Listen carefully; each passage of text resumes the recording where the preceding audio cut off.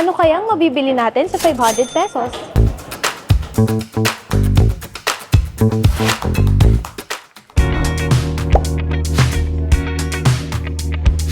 Kano ba kilo nga ng baboy? Ha? 360. Kalahati na lang po. Kalahating kilo po.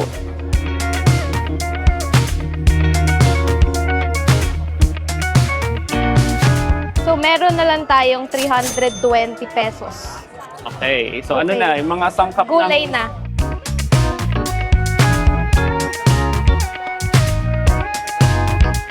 Magkano po? 53 lang! 53, okay. So tayo ay nakabili na Teacher Rubilin ng baboy, tsaka ng mga gulay natin. Ayan, sitaw, kangkong, kamatis, sibuyas. Magkano yung Sili. natira sa per 500 natin? Meron na lang tayong 267. Okay, Hanap bibili pa tayo ng bigas, tsaka pizza, sinigang mix. Sinigang mix.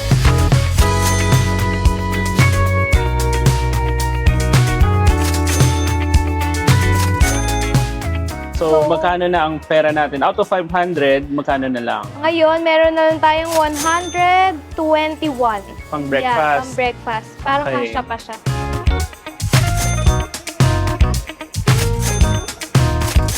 Okay, so sa wakas natapos na kami sa aming 500 peso palengke challenge ni Teacher Rubilin. At magkano ang natira? Piso!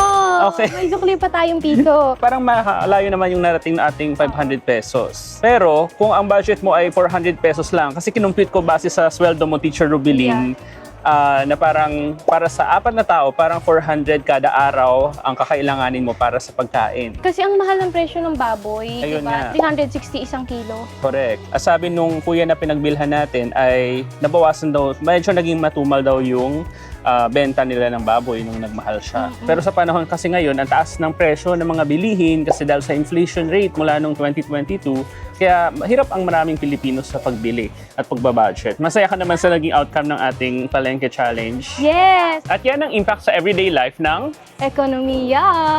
hanggang sa next episode. Bye-bye! Ituloy po natin ang usapan sa Money Chat Room ng Rappler Communities app. Libre ang app sa iOS at Android users.